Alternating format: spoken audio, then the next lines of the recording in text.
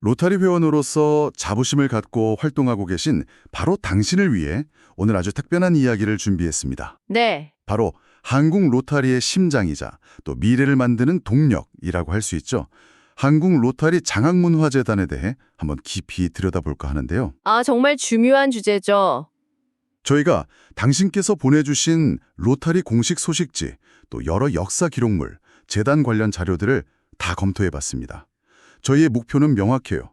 재단이 어떤 배경에서 태어났고 또 지난 50년간 어떤 성과를 거두었는지, 그리고 가장 궁금해하실 한국 로타리 100주년을 맞아 장학문화회관 건립 같은 미래 비전이 어떻게 논의되고 있는지 그 맥락을 짚어보는 겁니다. 자, 그럼 시작해볼까요? 네, 좋습니다.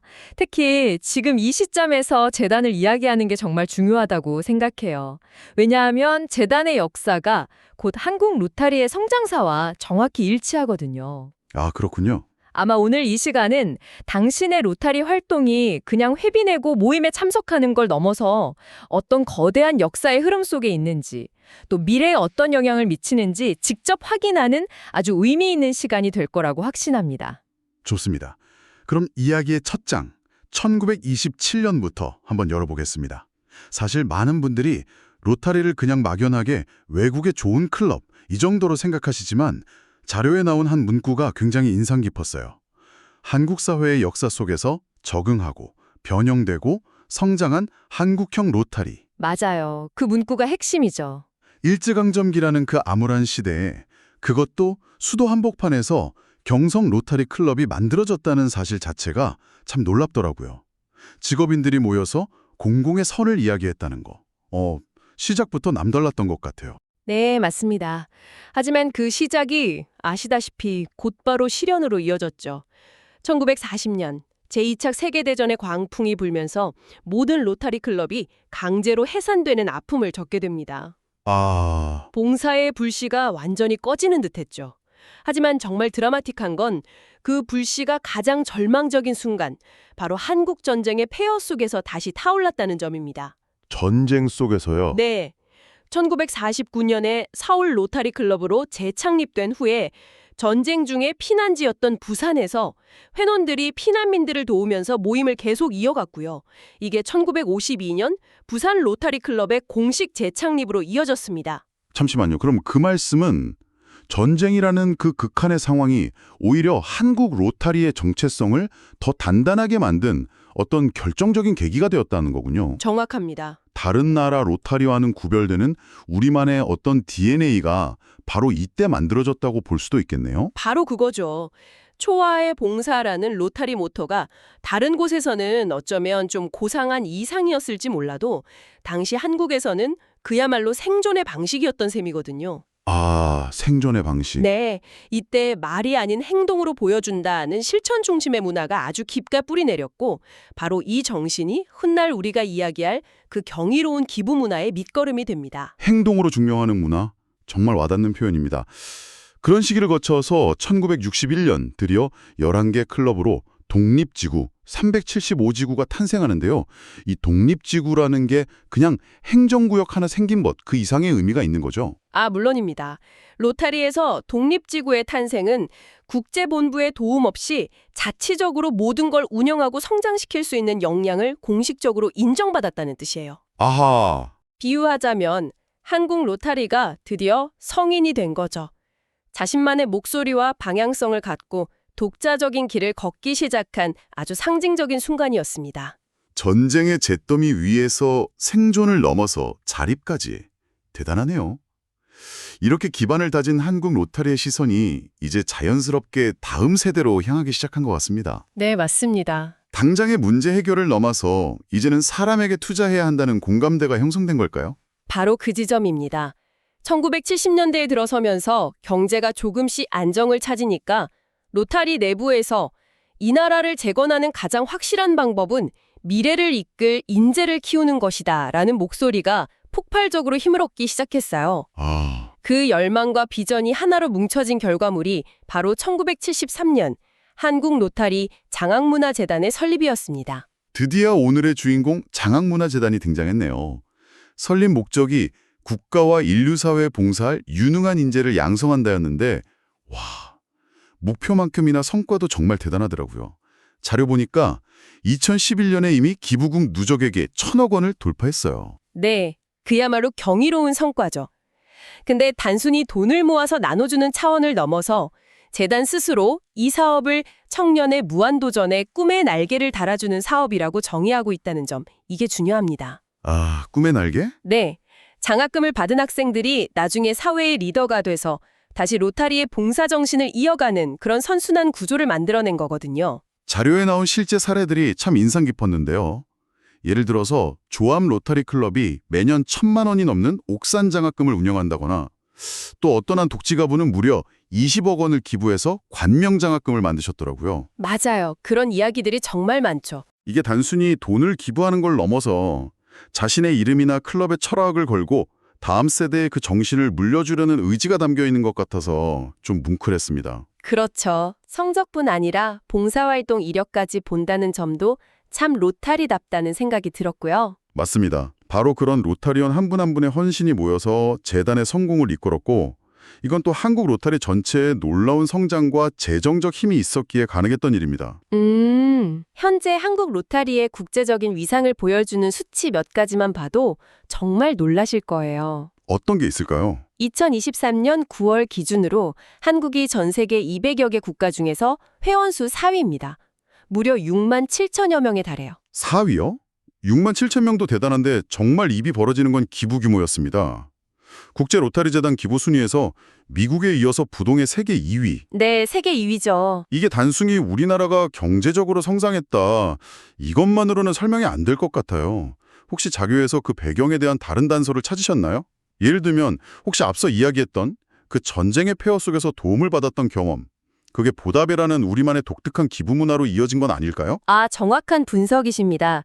보내주신 자료들을 종합해보면 한국 로타리의 기부문화 저변에는 수혜자에서 공헌자로라는 아주 강렬한 정체성이 깔려 있어요. 수혜자에서 공헌자로. 네, 초창기에 외국의 도움으로 구호활동을 펼쳤던 조직이니까 받는 것의 고마움과 나누는 것의 가치를 누구보다 절실하게 체감했던 세대가 리더십을 형성했죠. 그리고 그 경험이 다음 세대에게 우리의 성공은 나눌 때 비로소 완성된다는 뭐랄까 하나의 철학으로 계승된 것으로 보입니다. 그럼 당신을 포함한 6만 7천여 명의 한국 로타리안들이 내는 기부금이 그런 역사적 자부심을 바탕으로 전 세계적인 변화를 만드는 핵심 동력이 되고 있다는 거군요. 바로 그겁니다. 2019년 20년도 한 해에만 기부액이 1,974만 달러.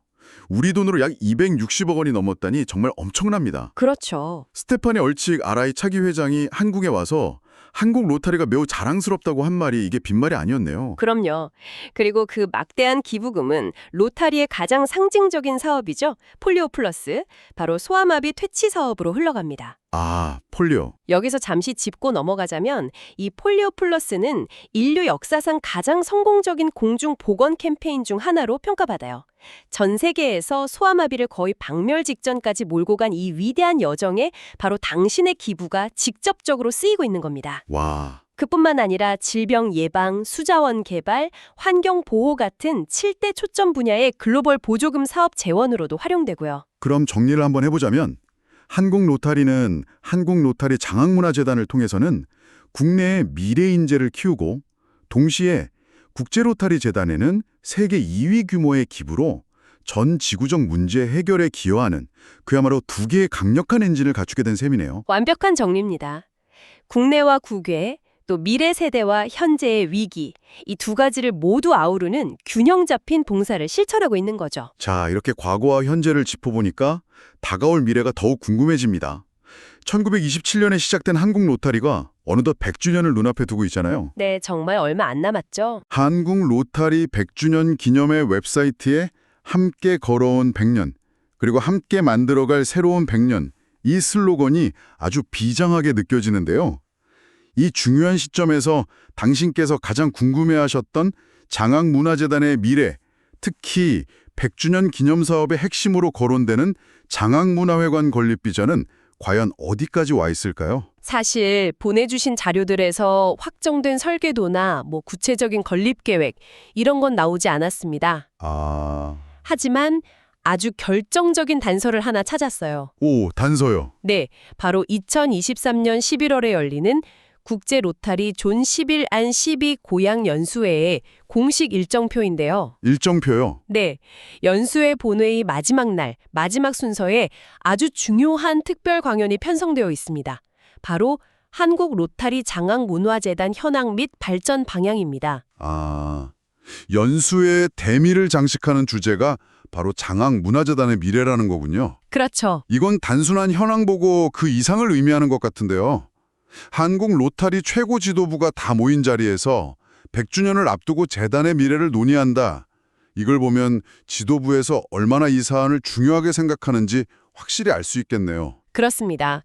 이것은 장학문화회관 건립과 같은 기념비적인 사업이 단순한 아이디어를 넘어서 이제는 구체적인 발전 방향으로서 최고 리더들의 공식적인 논의 테이블 위에 올라와 있다는 가장 강력한 증거라고 할 수 있습니다. 와, 100주년을 향한 가장 핵심적인 논의가 바로 장학문화재단을 중심으로 그리고 그 상징인 장학문화회관 건립을 축으로 이루어지고 있다는 사실을 분명히 보여주는 거죠. 하지만 한편으로는 그 안에 채울 소프트웨어, 그러니까 재단의 미래 역할에 대한 고민도 깊어질 것 같아요. 네, 물론이죠. 예를 들면 미래의 장학 사업은 어떤 형태가 되어야 할까요? 단순히 등록금 지원을 넘어서 6만 7천 명이나 되는 로타리안들의 전문성을 활용한 멘토십 프로그램이라든지 아니면 글로벌 이슈를 해결하는 청년들의 프로젝트를 지원하는 방향으로의 진화, 이런 것도 논의될 수 있지 않을까요? 네, 바로 그 지점이 발전 방향의 핵심일 겁니다. 최근 자료들을 보면요. 임팩트 투자나 사회적 기업가 정신을 가진 청년들을 지원하는 방향으로 장학사업의 패러다임을 바꾸려는 움직임이 이미 나타나고 있어요. 아, 체인지 메이커를 키우는 방향으로요? 맞습니다. 이제는 단순히 공부 잘하는 학생을 돕는 걸 넘어서 로타리의 초아의 봉사 정신을 창의적으로 실현할 체인지 메이커를 키워내자는 거죠. 100주년 기념 장학문화회관은 바로 그런 미래 인재들이 교류하고 성장하는 허브이자 지난 100년의 봉사 정신을 다음 100년으로 이어주는 상징적인 공간이 될 겁니다. 오늘 정말 긴 시간 동안 한국 로타리의 역사를 관통해서 미래까지 내다봤습니다.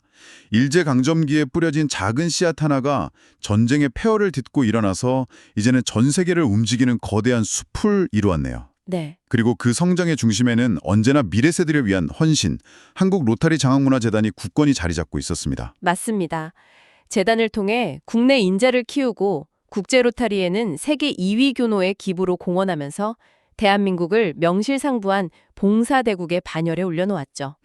이제 한국 로타리는 100주년을 맞아서 장학문화재단과 장학문화계관 건립을 중심으로 또 다른 100년의 초석을 다지는 아주 위대한 논의를 시작하고 있습니다. 자, 그럼 마지막으로 당신께 이런 질문을 던지면서 마무리하고 싶습니다.